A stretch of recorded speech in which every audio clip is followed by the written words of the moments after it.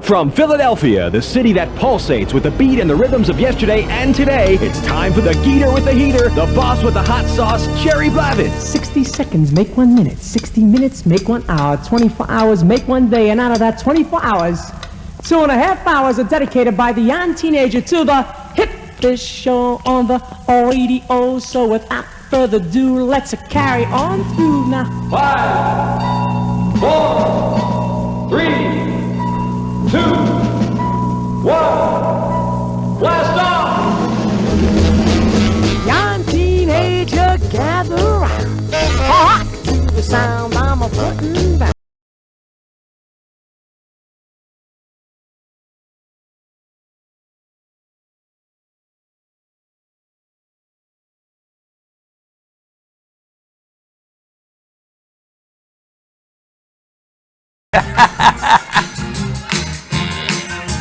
Whoa!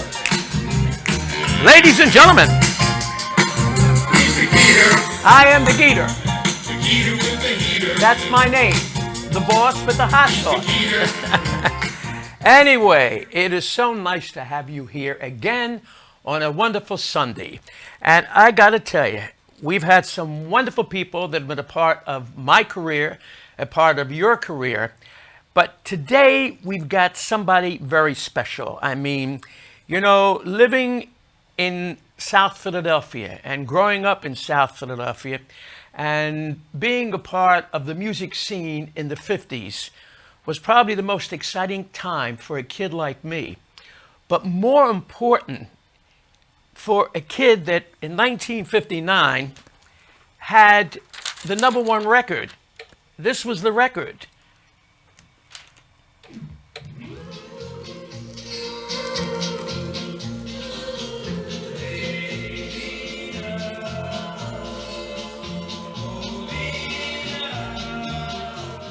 All right, now you know the song, and you know the gentleman that made the song. My dear friend, the engineer who makes this happen, David, is now going to hook us up with California. And appearing on that screen is the teen idol who in the early 50s was the greatest thing to ever come out of South Philadelphia, other than the J Brothers. Frankie Avalon. Hey, Jerry. How are you? How are you? I don't understand any of this stuff, but now I'm getting it from you. Who else, my friend? I said to the guy here, Frank, I said, I'm brain dead when it comes to this type of thing. You have done so many live TV shows, live interviews. This is something that I think back in the day we never thought would be possible. Because you know what, I think about that. You know what I think about my dad? Right. I remember him saying to me when I got my first car, he said, don't ever buy a car with electric windows. You see where we've gone? Can you imagine that? Computers and things and no one says stuff. But that's you know, progress. What we're going to do. And we're part of it. And thank God we are.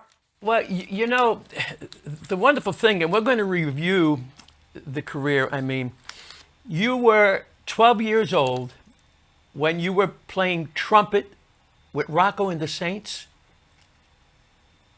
No. How old were you? 11, 12 years old. I was playing trumpet on the Jackie Gleason show. Ah, okay.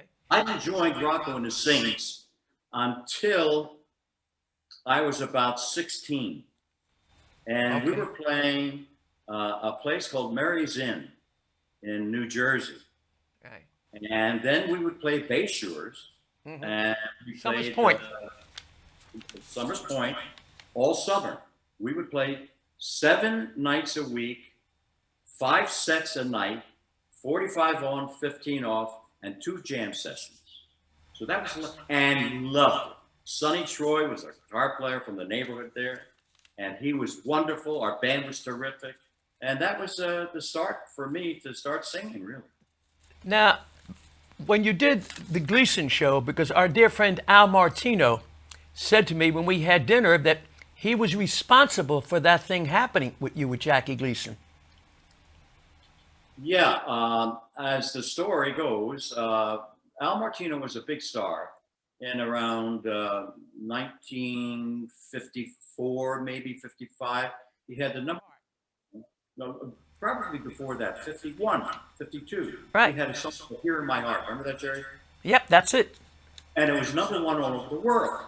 So he was from the neighborhood, and of course, me being a kid playing trumpet for the first time since I was 10, 11 years old, I got to play real good. I practiced every day, 5, 6 hours. I drove the neighborhood crazy, but they were honoring him in the neighborhood at a friend's house, and a lot of the people from South Philly were gathered outside to see Al Martino and to congratulate him because he's the neighborhood guy. So what I did is I took my horn and I made my way through the crowd. I knocked on the door, and the guy who owned the house said, "Yeah, what do you want?" I said, "My name is Frank Avalon. I'd like to play my trumpet for Al Martino." So he looked at me and said, "Come on in, kid." So they were partying, everybody was partying, and I took out my horn and I started to play, and it was like an old movie, you know. It was like everybody kind of stopped and turned around and listened to me play. And honestly, I did play very well. And Al Martino, after I played, everybody applauded, and Al Martino said, "Who is this kid?" He said, "I don't know, he's from the neighborhood." He says his name is Frank Avalon. He said, "Get a hold of his mother and father." He said, "I would love to take him to New York City. I'm with an agency called GAC, Buddy General Howe. Corporation." Remember that name? Yep. He Buddy said, Howe. "If you allow me and my manager to take him into New York City, I want him to play for my agent." He said, "I think this kid's really good." So we did. My mom and dad said, "Okay, take him in." And we drove from Philly into New York City, into their building. And I went into the office of Jack Sobel, and he was a top agent at the time.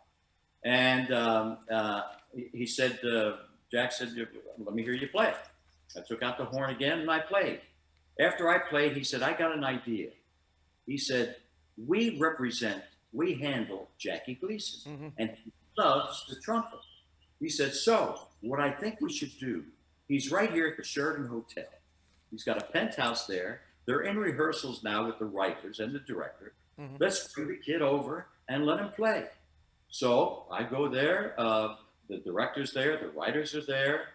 And the Gleason is not there because it's a penthouse. I don't see him.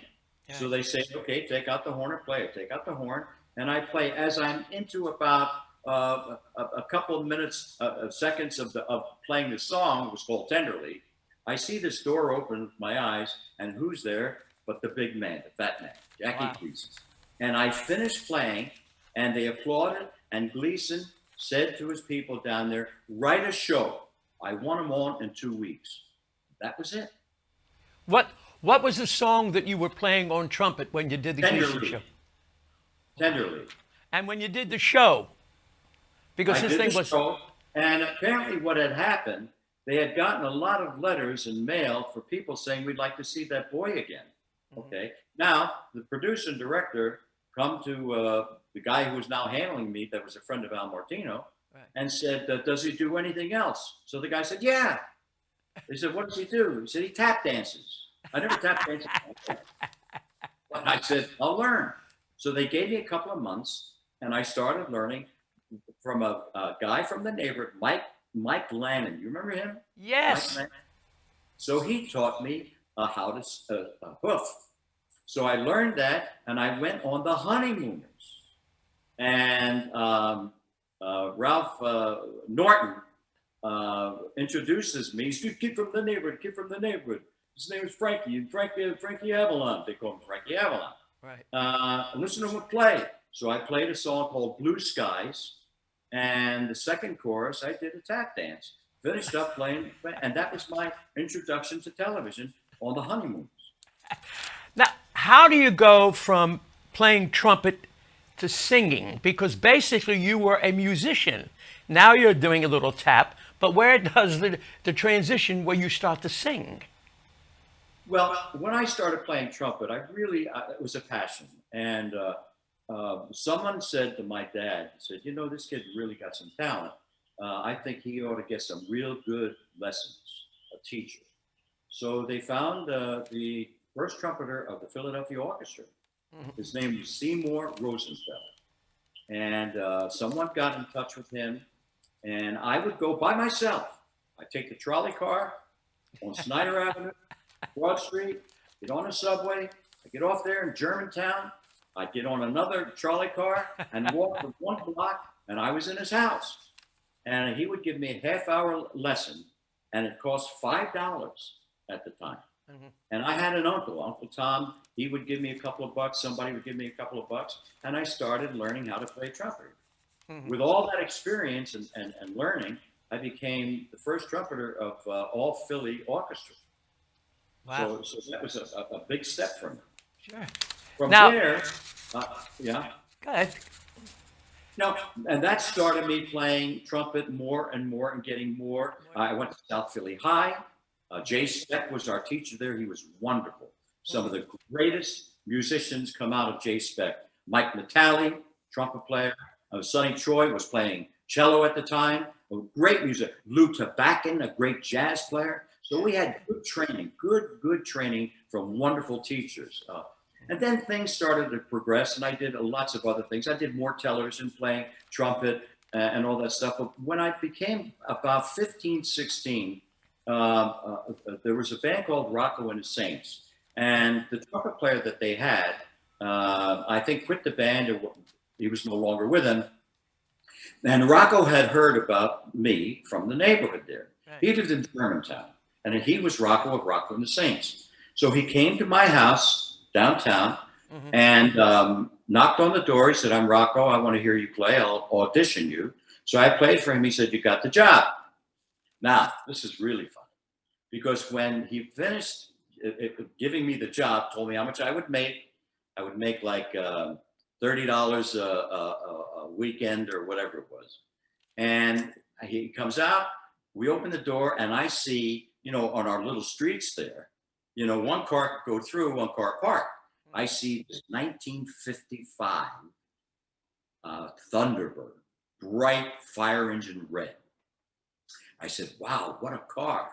He said, "Yeah, you like it?" I said, "Love it." He said, "You want to drive it?" I said, "Sure." I never drove in my life. That little street, I got behind that wheel. I don't know, I had some guts, whatever it was.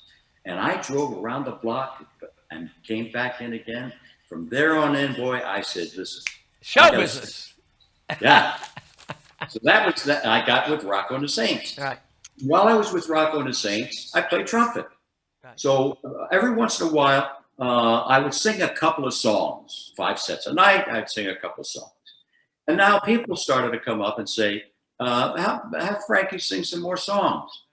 So Rocco said, "You got to sing more." I said, "I'm a trumpet player, Rocco." He said, "I'll give you $5 extras." I said, "You got it." So that's how I started singing. How did you get hooked up with Marcucci with Chancellor Records? For the people who are watching, Chancellor Records was named after a hotel in Philadelphia on Right, Chancellor Street. And Bobby Marcucci, who had the label, his dad was the head of the union at that time, if you remember, the waiters and bartenders union. And they had their offices at the Chancellor Hotel. And so he created a label called Chancellor. And basically, going back with you and Jody Sands, Right. all right, how did you hook up with Marcucci now? Well, Marcucci then with Pete DeAngelis, don't forget, they were partners. Pete DeAngelis was brilliant. Again, Great guys, arranger. he was the producer, writer, co-writer with Bob Marcucci, the songs. Yep. They heard about Rocco and the Saints. They went down to the shore, and they came to Summers Point, and in Bay Shores, we were playing, and they liked the band, and they signed the band. They signed Rocco and the Saints, and they wanted me to sing. I said, "Okay." So the first record I did was Cupid Shot an Arrow. I don't think anybody ever heard of it. It went nowhere. Well, that was me as a singer the first time. And on the flip side was Jivin' with the Saints.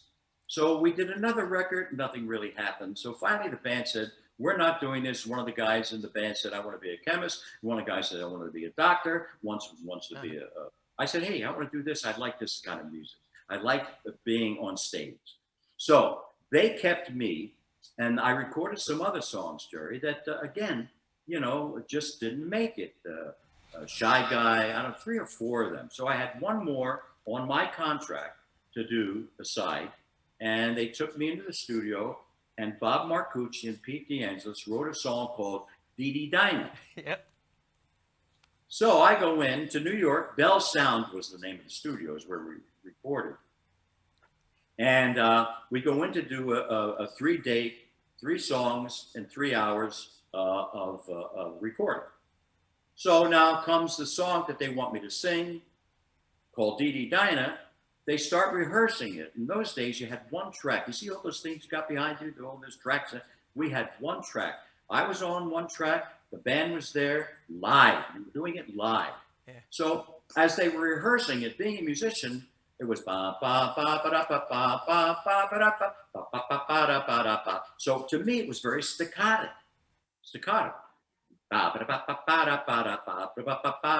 So I would be on the microphone as they were rehearsing, and I would sing.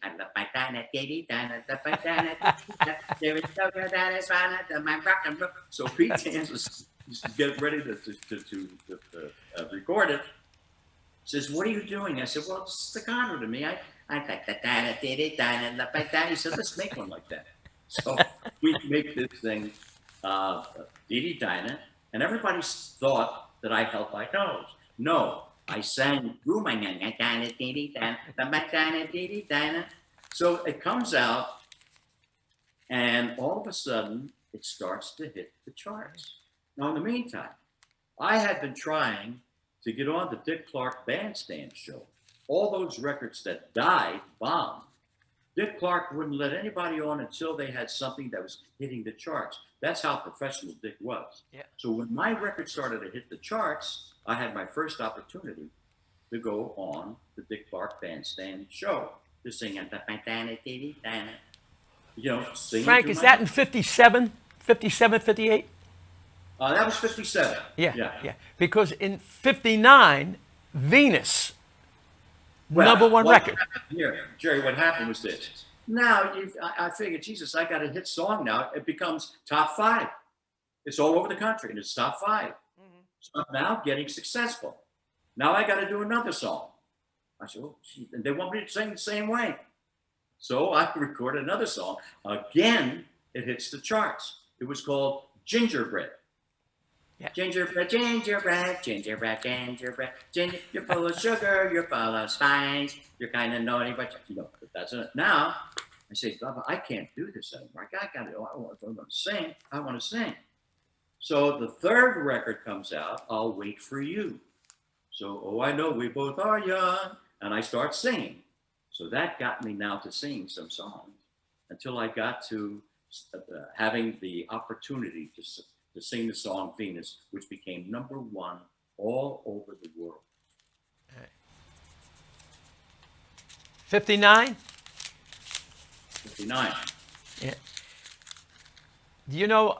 It's interesting because Mathis also recorded that on Columbia. That Mitch Miller wanted him to do that also.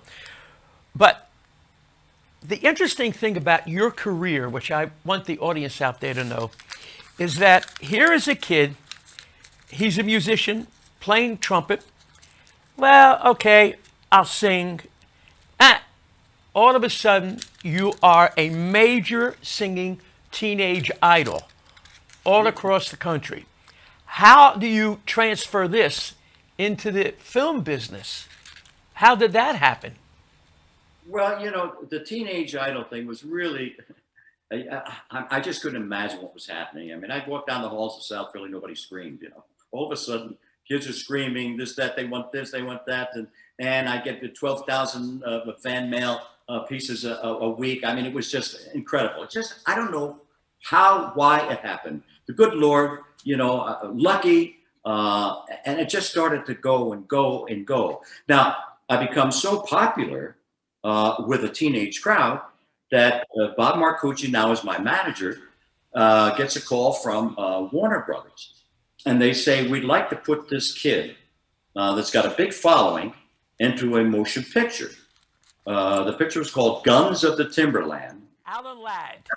Alan Ladd, who was a major star. Yeah. Now, I never acted a day in my life, but again, go for it, So I go out to Hollywood in 1959, the very beginning of 1959, January, I think it was. And I'm co-starring and introducing in this major film with Alan Ladd, Guns of the Timberland. And that started my film career. From there, pictures started to come. So I said, hey, I better get serious with this. So I went back to the East Coast, back to New York City, and I studied with a guy by the name of Win Handman, who was a very respected teacher, an acting teacher, from Red Buttons, who won an Academy Award, to the lineup. And I learned the lessons of acting and motivations and all this other stuff. And then I started doing more pictures. Long story short is that I wound up doing about 50 motion pictures in my career. The Alamo. Yeah. That's the one. That's the one. Because the reason is Frankie is married to a wonderful, beautiful lady. Her name is Kay. Yeah. And Frankie, you were doing the Alamo with John Wayne. Now, you knew how to ride a horse because in South Philly, we rode horses in the street. Tell me. Go ahead. And I'll tell you what, you had to learn how to hold that horse back, because when you went up the street back again and wanted to go back to the stable, you better hold him back. Right. So you're doing the Alamo.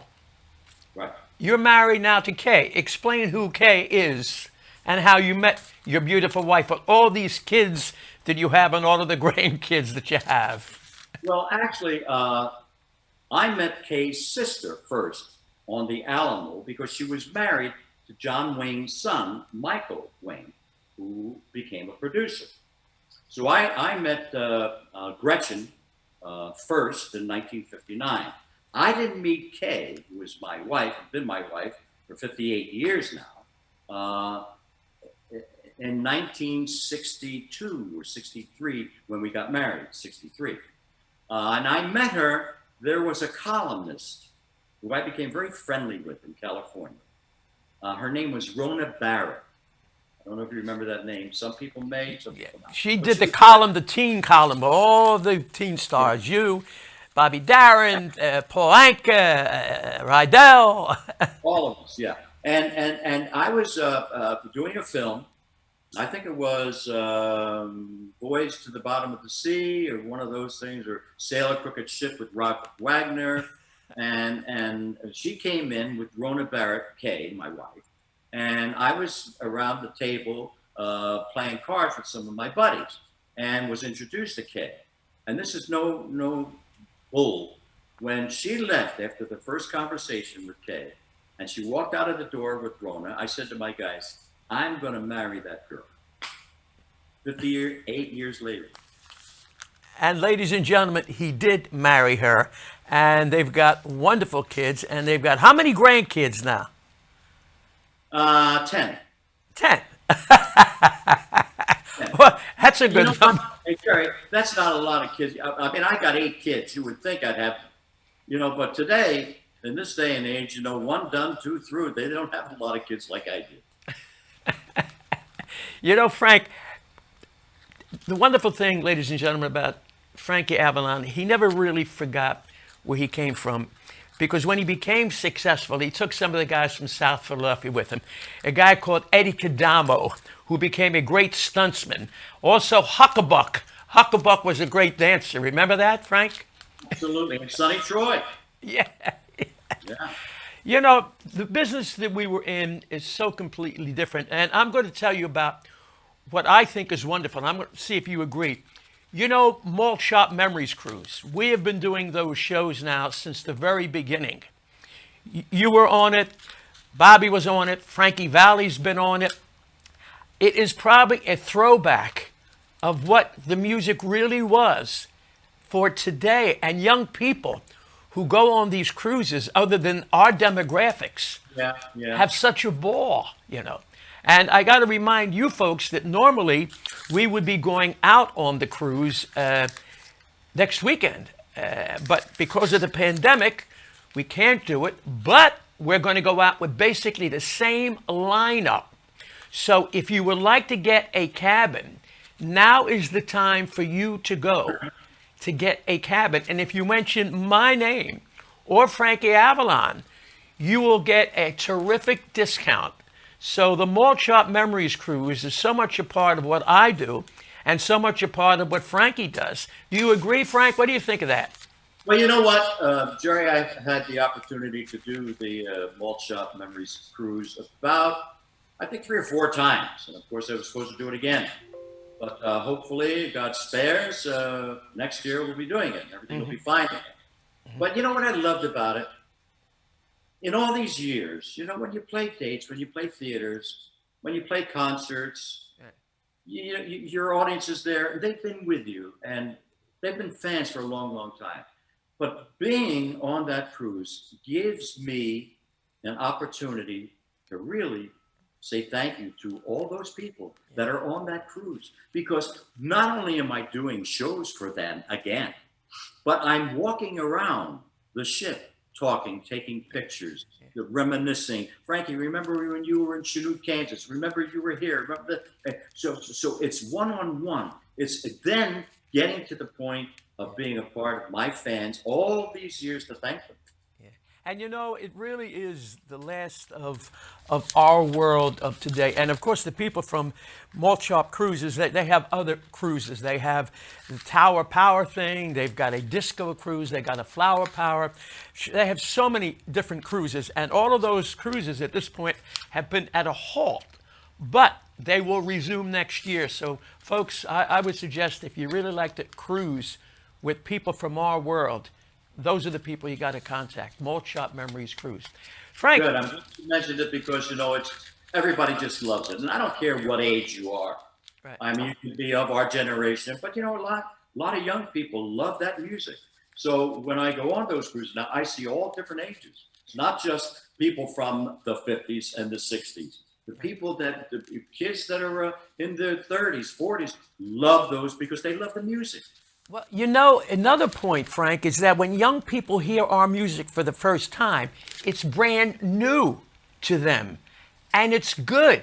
So if music is good, it's new to these kids who were not born in 1959, who are not listening in 1960 to the Geator rap, but when they hear it and they hear the energies and they hear your song, it's new. That music's not gone away. The music from the 50s and 60s has been around all these years, because whether you're weaned on it as little kids, babies growing up, but you can go, I don't care where you go in this country, around the world. And I travel around the world. You'll hear Venus, you'll hear Valley songs, you'll hear Rydell. Yeah, I mean, you'll hear all those songs around the world, whether it be at a park or somewhere. They don't ever stop playing those songs. No.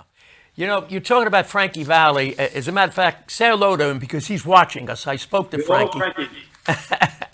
And for you people out there, Frankie, that LA thing is an Italian heritage thing with Frankie Avalon, with Tom Dressen, with our buddy Jimmy Darren. You guys all get together, don't you, at certain periods of time? Yeah, we did at one point there for a few years. So, you know, that's just that old gang, breaking up that old gang of mine, you know.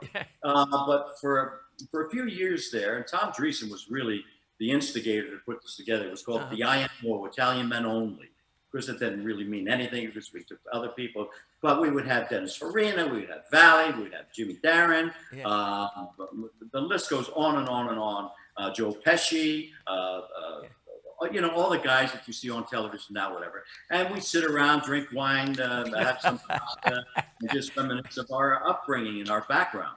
Listen, talking about drinking wine and the macaroni, you also had your own sauce, right?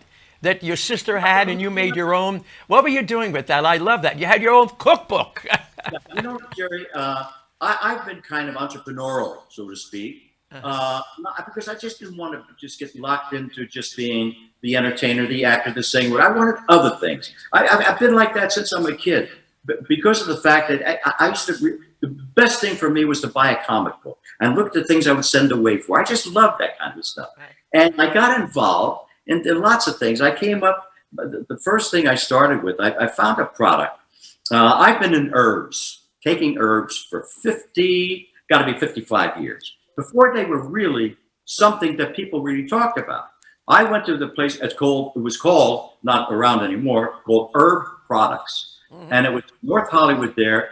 And I got to talking and listen to this man who was very knowledgeable on herbs. So I started taking these herbs and I would carry them around with me all around the country. And people thought, because they were in powder form, people thought I was carrying around marijuana, because they weren't in capsules yet. Then he started making the capsules. So I got involved with that. And then because of that, I had a little problem with my hand. And I went to him. His name was John. I said, John, I've got this problem. And I said, what do I do? I said, I don't want to take those cortisone shots and all the needles. I'm not too thrilled with. He said, Frank, I've got a product. I just put this together. You've got to try this product. And he gave it to me, and we sprayed it on my hand. And as I'm talking to him, and I'm saying, all of a sudden I say, John, that's amazing. I mean, my pain has subsided.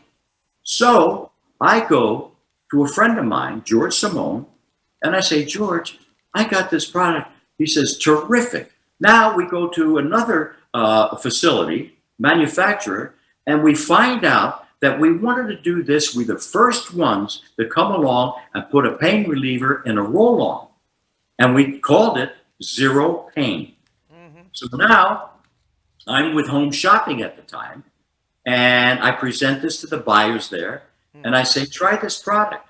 Well, unbeknownst to me, that this guy that I gave it to, who was the buyer, had arthritis.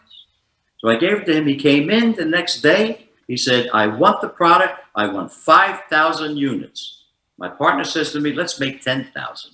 We sold 10,000 units off the bat. To this day, that product is still selling around the country.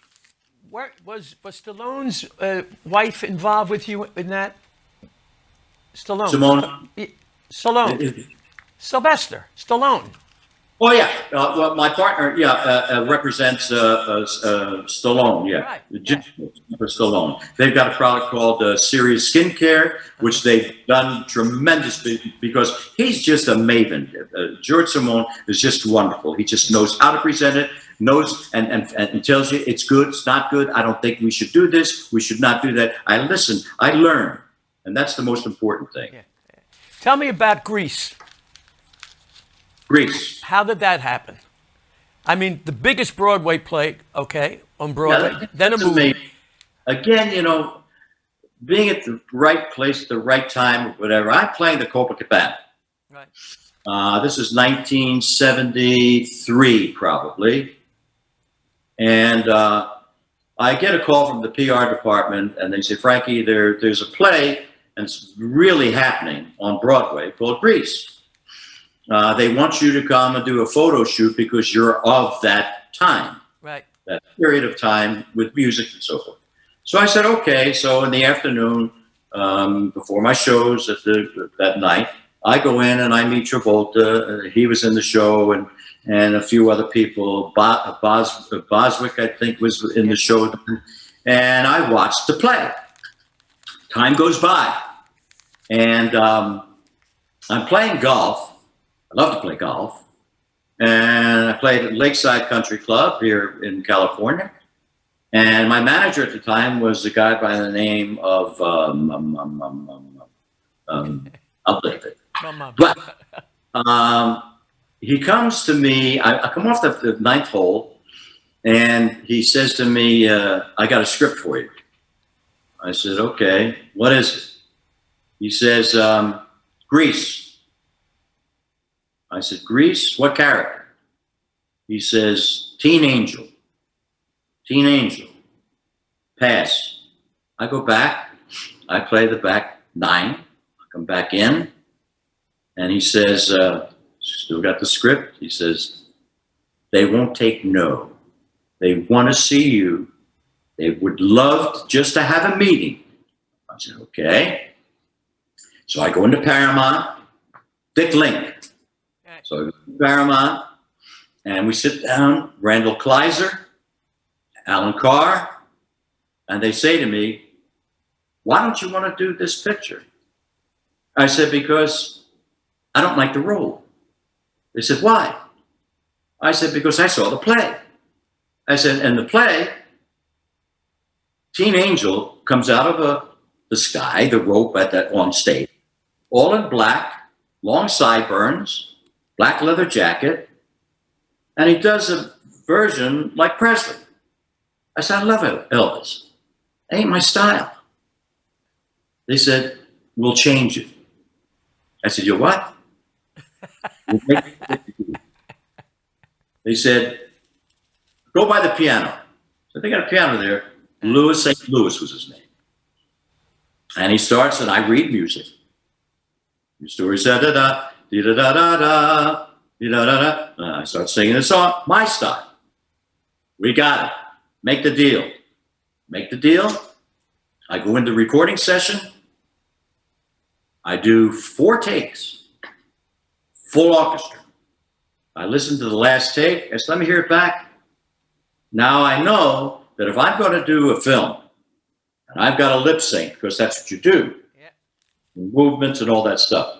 So I don't want to do any fancy tricks or any of that stuff. I listened to take 4. I said, sounds good to me. So bye. Okay. Now we go on the stage at Paramount, and we rehearse for 6 days on a flat stage with tape, white tape. This is my first move. This is my second move, my third move, bum, bum, bum, bum, bum, all that stuff. Okay, now we come to shooting day. I come on the set, and I look. It's 30 feet high. I am afraid of heights.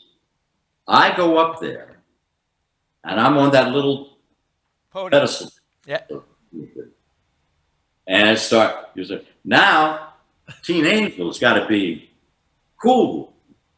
Down, sing to Frenchie. I get about the 4th level down. I said, guys, can't do it. I cannot do it. My legs are shaking. I can't stand heights. Cut. Hold on. Meetings, meetings, meetings. They come up with putting white mattresses on each level. So if I feel like, I'm going to fall on a bed. That ain't too bad. So that secures my easiness to do the song as teenagers. Now, in the midst of doing this, 14-hour days, 2 14-hour days to do a 5-minute song.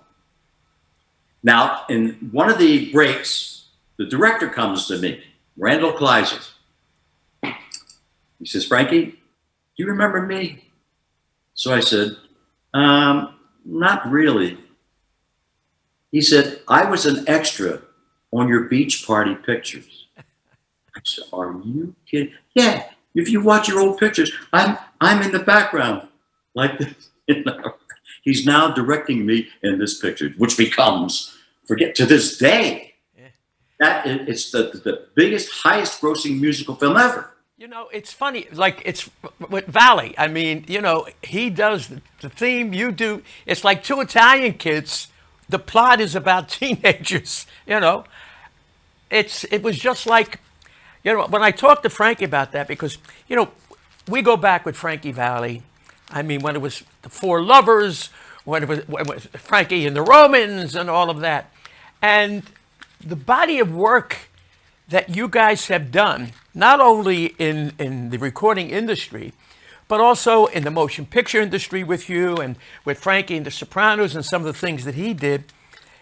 Did you ever think that, because I'm sure there was a time when our music was not as popular and you figured, is it over? And it's never really been over. But did that ever enter your mind, Frank? Oh, yeah. They were called the lean years, lean times. Music had changed. Beatles came in. And they started a whole new thing. My short hair, was not in anymore. You had to have the Beatle cut or even longer. And the hippie movement came in, and psychedelic came in, and it was a whole different thing. But what I thought, I said, look, what I've got to do is this. I still have a recognition. I still have fans out there. I know that the kids who bought my records are now married and raising a family. Right. I'm going to play nightclubs, and I'm going to try to perfect as much as I can to learn my craft so that when I'm on stage, I'm going to give a great show. Not a good show, a great show. So I went to a guy who was known to be in Hollywood. Nick Castle was his name. I said, I got to study with this guy. So I took off about 3 months and I studied with him. He told me how to hold a microphone, how to do this. I did impressions. I danced. I had big numbers. I played my horn. I put that in. So I had really a great show. I worked at it. So when I would play these nightclubs all around the country, because the Latin Casino was in Philadelphia, I would play places like that all around the country. Now, comes opening on a Monday, half a house, a Tuesday, a little better. Weekends, I'd be jammed. Now, on the weekends that I'd be jammed, the next time they booked me in, Tuesday was better, Wednesday was better. The next time they booked me in, you couldn't get in all week. So I started to build a nightclub show. I was signed to the Sands Hotel in Las Vegas. Nat King Cole was a mentor for me and took me into Las Vegas and said to Jack and Trotter, put this kid under contract. And that started it for me in Vegas and a wonderful career in the nightclub business until that went away. So then I went into theaters and, it's been a career for 60 some years. Yeah. You mentioned Jack and Trotter. You go back with Jack when he was at the Copacabana. When you were a kid, he started at the Copacabana. Right. And then wind up at the Sands, When you left Philadelphia, and you really never left Philadelphia, you still have that South Philadelphia thing in you. Was it a different experience? Best time growing up. Go Pardon? ahead. Say it again. Yeah. Was it a different experience from living like a kid in South Philly, living in California and LA and all of that? Was different? Yeah. Well, here's the difference. I mentioned the fact that when I came out to do my first film, it was in January. Right. And I got up one morning to go to the studio, Warner Brothers. And I'm driving and I said, it's January. It's 73 degrees. There's palm trees. I love it here. That's the only difference. The difference is that the weather, the people are very nice, but it ain't my neighborhood.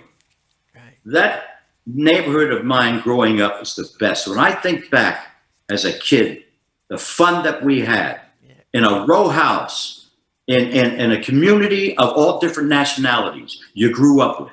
It was the best time of swimmies, boys' day, girls' day, all that stuff. That was a great time. That is America. And I think that is the greatness of this country. All people, regardless of race, color, denomination, we were neighbors in neighborhoods and we knew each other. And if somebody stepped out of line, say, listen, it wasn't your mother. The neighbor said, I'm going to give you a kick in the you-know-where. And then go tell your mom that I did it. I think we got to get back to that. You went to bed, you didn't lock your doors, you knew everybody. You could smell sauce, gravy, all in the neighborhood, It was just terrific. Pat Steaks, Gino's Steaks, I tell people, out here in California, they've got these hamburger joints, In-N-Out burgers, this, that, whatever. So when I think about it, I have conversations with these people, I say, the first time I ever had a burger, a cheeseburger, I was about 11. I said, but you know how many Pat Steaks I had? That's how we grew up, I got to tell you about Frankie Valli, and you know this. I called him the other day. I said, Frankie, what are you doing? He says, I'm making meatballs. I said, I'm going to have to call Avalon and see if he's going to make the meatballs the way you make the meatballs, with the pork, the veal, the lamb, the beef, right.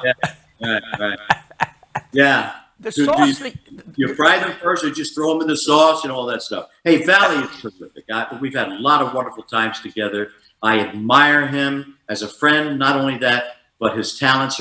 You know, there was a time when I was signed to American International Film Pictures. I would do 2-3 pictures a year for that company, and I took Frankie and Bob Gaudio, his partner, in meet with the heads of American International Pictures, because I believed in them so much to write scores for motion pictures. They finally did write one thing. They did a song for me and Dwayne Hickman at the time, Deborah Wally, called Painting the Town. And the picture was called Ski Party, which we got out of the beach and we went to the snow.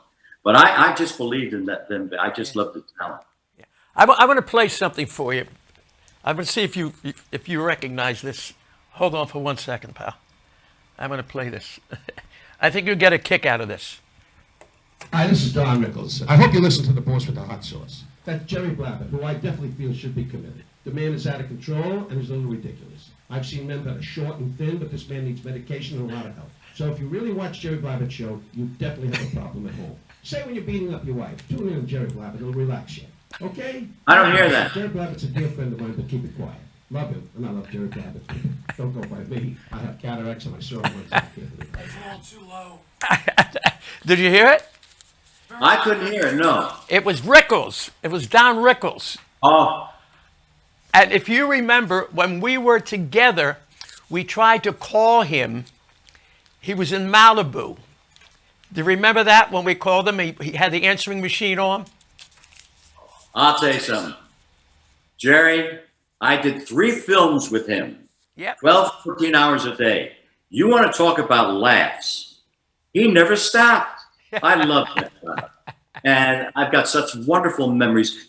The sweetest guy in the world. You know, when he did the first picture we did, I think it was Run Muscle. Silent, Run Deep with Clark Gable. Yes, Run Silent, Run Deep with Clark Gable. He did Muscle Beach Party. He was still living with his mother in an apartment, and his mother would make me chopped chicken liver sandwiches. He would take it in a bag from me. I mean, that was the friendship that we had. He was just a wonderful guy. I had more laughs with him. One of the brilliant comedians of any time. You know, you talk about comedians, by the way. Our buddy Stewie Stone is watching you. So say hello to Stewie Stone. Funny guy. You want to talk about a mind, a comic mind. I don't care if you say hello, there's a joke. Whatever you say, he's got, I mean, like that. That's fast. Just How about when we're on the Malt Shop Memories cruises with him with the Gong Show? He's incredible. He opened for me. He opened for Valley. He opened for lots of people. But on his own, he's just a funny comedian. As you look back through all of the years with a career, is there anything you really feel that you didn't do that you would like to do? No, not really. I mean, I enjoy everything I've done. Probably the most difficult thing in the latter years was traveling. Right. Traveling became horrendous. I mean, before this pandemic, I would have to play a date. I still play 30 dates a year, at least. I'd have to leave my house 3 hours ahead, get to an airport. You look on the screens. Is my flight on time? Is it canceled? You're moved to Terminal 5. All that. Then you travel 4, 5, 7 hours, and you get off the plane, and you hope your pickup is there to take you maybe another hour and a half, 2-hour drive. You get to where the hotel, the casino that you're playing. The next day you got sound check. I go on stage for an hour and a half, and then all the same going back. So it takes me 3 days to do an hour and a half. But you know, I think most performers feel the same way as you do. It's not a, you know, when we were young, we used to get on the bus. Remember, we'd be with Irving Feld when we used to have the superstar attractions. You'd have one bus with you, Paul Anka, Buddy Holly, Frankie Lyman, you know, and you would do one-nighters. But then we were kids back then, you know, with Danny and the Juniors and all those guys. God. You know where? It was a Greyhound bus. Yeah. That's all it was. Seat, you know, and you'd sit with Buddy Holly, you'd sit with Richie Valens, you'd sit with whoever, you know. And you get into a hotel every other night. Yep. And you do 91 nighters. Yeah. And in those days, we experienced the racial thing then. We went down south, it was a whole different game. And now you're friendly with Sam Cooke, and we have to leave them off at a different part of town because they had to stay in another hotel. It was terrible. Yeah. They couldn't drink the water that we drank, colored. It was awful. They were friends. Yeah. Well, you know that's one thing about music. It knows no color. It knows music is music, and we're all in it. Music is what speaks for what we feel, who we are, regardless of what color it is, you know. And thank God that is all over, because those days were back then. And today, the great thing about America is that through all of the problems that we've had, Frankie, and you and I have spoken about it, we have overcome it. And whatever the problems were, we corrected it as a nation of people coming together and doing it the right way. And I think that's what's happening today in America. Yeah, there's issues, you know. It happens, but you know, we'll get through it. It's going to be better and better and better. You know what? We'll be here. How much longer, we don't know. But for my kids, for my grandkids, for the country, it'll get better. Yeah, no question about that. I got to ask my producer, how are we doing here? What do you need? We got 9 minutes left. How much? 9 minutes. We got 9 minutes left. So this is what I want to do. I want you to tell the audience about the gravy and the cookbook, because you didn't tell me about the cookbook. When you came into town, we walked on 9th Street. Remember, we went to Gino's, we went to Toledo's, who, by the way, do you agree they got the best macaroni? You know, and I appreciate every holiday, Christmas, boy, and my family. We just love the gift that you give me with the raviolis, the stuffed shells, and just terrific. We wait for that every holiday. Unfortunately, Jerry, we made the decision, my wife and I, with the last couple of days. This will be the first time we will not spend Thanksgiving together. Where are you going? I've got 28 people in my family. Jerry, you know, distance, masks, you know, the virus. You can't chance it. 28 people. Do you golf every day, though? I mean, also? I mean, what do you do? I mean, it drives me crazy because I'm a performer, as you are a performer, and I feed off the audience. And if I don't have an audience, it's, you know, I mean, what do you do? What I do, I get involved in some business things. I like business. I've got companies. We talk about the food company. I'm with QVC. I'll be on in the next couple of months with my foods. I have another company now because of everybody asking me all through the years, what do you do? What do you do? Where's your energy? How do you get? I'm 80 years old. I still get out there. I still keep moving. You know, I still sing. I take herbs. So now I started a company for people who are interested. What I'm saying, Jerry, go to I've got my Facebook, right. FrankieAvalon.com. If you want information, subscribe to it. I get letters I'm starting to produce and get out there to show them exactly what my remedies have been. It's something that I've been doing. And it's natural. It's all herbs. So I do that. I do the cooking, the cookbook, the QVC. You know, I just like to keep busy. Do you see Smokey? Do you see Smokey or Buddy Robinson, Smokey Robinson? I haven't seen Smokey in a long, long time. I love that guy too. Yeah, there's a guy with a heart of gold and a great talent and just a wonderful guy. You know, for the people listening and looking, you know, these Malt Shop Memories cruises that we do bring all of us together. Smokey Robinson, my buddy Sidney from the Miracles. You could talk about Petula Clark, who's been a part of all of that. And I think that's the great thing. It's when we get together, Frank, I think it's like a reunion. I think we have as much fun as the audience does when we're hanging out and with all of the rest of the folks. I'll tell you, another guy you haven't mentioned who does the cruises too, and I love this guy, boy. Dion. Oh, yeah, absolutely. Dion's been on maybe 3 or 4 of the cruises, you know. This year that we did the cruise, this was the 10th year, the 10th anniversary, and we've had every major performer from that era, from our world, that's been a part of the cruise. Dion's doing well. I sent him macaroni also. I also send Valley the macaroni, and we got to keep the macaroni alive. You remember, That's right. You remember on a Monday you had soup, Tuesday you had macaroni, Wednesday you had pasta vazul, Thursday you had macaroni, Friday you had a fish platter, Saturday a meat platter, Sunday from 12 o'clock on, abundance, and then we go to the Broadway movie. You're right. Or the breeze. Or the breeze. You remember the yo-yo contest? The what? The yo-yo contest. Oh, yeah.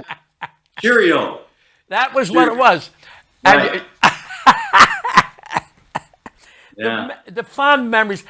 Do the kids, your kids and the grandkids, enjoy when you go around the table and you talk about the way it was?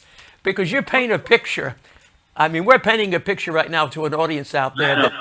After all these years with my kids, my oldest boy's 58 now. The grandkids, the youngest one is like 16. And so, after a while, they go like this: "Hey, Dad, turn the record over. It's enough. We heard that." They don't want to play half ball on the street. Oh, that's good eye-hand coordination, boy. That'll get you that little half ball. Make that thing do all kinds of tricks. Tell me about Frankie Jr. Frankie Jr. Frankie Jr. is fine. He's my drummer and been for 20-some years now. Right. And of course now, he's doing other things, trying to keep busy. Right. And but he's a very talented guy. My son Tony's very talented. My son Nick has become like my manager. Listen, I have to thank Nick because Nick put this together. Because when I called you, you said, "Geator, I don't know how to do this," but you said, "Hold it, my son Nick." So Nick, we want to thank you for putting this thing together. About all this stuff, I say, "Nick, I don't know what you're talking about. I have no idea." Like you, brain dead when it comes to this. He said, "Look, Dad, people want to talk to you. People want to hear you. People want to see you." So he's got me on our Facebook there, and I say some things to the fans out there, and thousands of people want to hear it, and they click onto it. So it's good. That's another thing that I've been doing a lot. There's a thing called Cameo where I do special things, anniversaries and things. And a lot of people are doing from Dick Van Dyke on. So those are things that keep you busy. You see, what you can't do, never let the old man in. You can't let the old man in. It's okay to get old, but don't get old. Right. You got to stay young. Out of all of the, we talked about Alan Ladd. I mean, you met so many of these great actors, okay? He was a special guy, wasn't he? Because he also was a producer for a lot of the things television later on. Well, when I did the first film with Alan Ladd, right, the producer of that film, his first producing job was Aaron Spelling. Wow. Yeah. No, you're so right. I've had the opportunity, Jerry, to be with so many people that I admire and learn from. Ray Milland, Walter Pidgeon, Joan Fontaine. I mean, you know who I love too? The Three Stooges. You know who I became very friendly with from the neighborhood? Larry Fine. What, Philadelphia? Yeah, from Philadelphia. You hit upon something. We learn from other people in this business, and they are our mentors as we grow. And that's the wonderful thing. I told the audience many times, when we were kids doing the rock and roll shows, you only were allowed to do your hits. But you be in the wings looking at Buddy Holly doing a certain move, or Frankie Valley doing a certain move, or anybody. Frankie Lyman constantly. Sam Cooke, gentlemen, what a performer. Yeah. Yeah. You know, I had Jerry, when I would do a film, and you're not in the scene, but you're watching your fellow actors that are in the film, I'd sit there on my chair like this and just watch them, because see, there are so many techniques.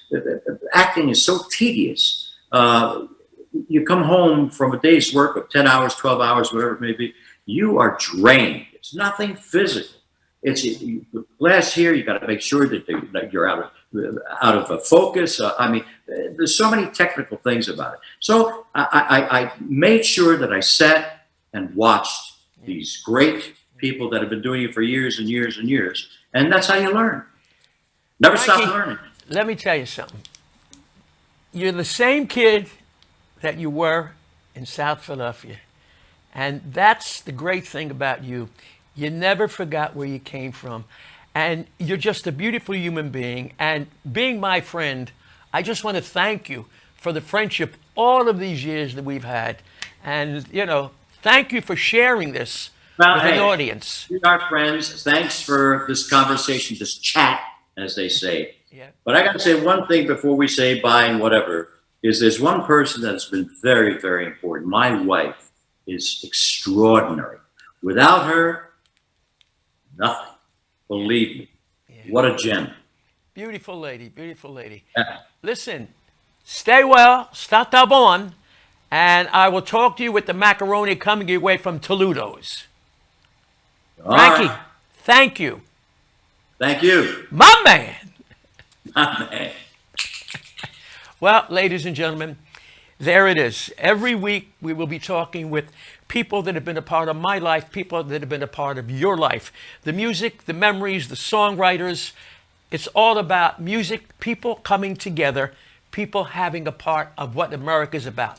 People, that's the important thing. And music will always keep us together. Until next week, the Geator, the boss with the hot sauce, with a reminder, remember at all times, you've got to keep on rocking, because in life you truly, really only do rock once.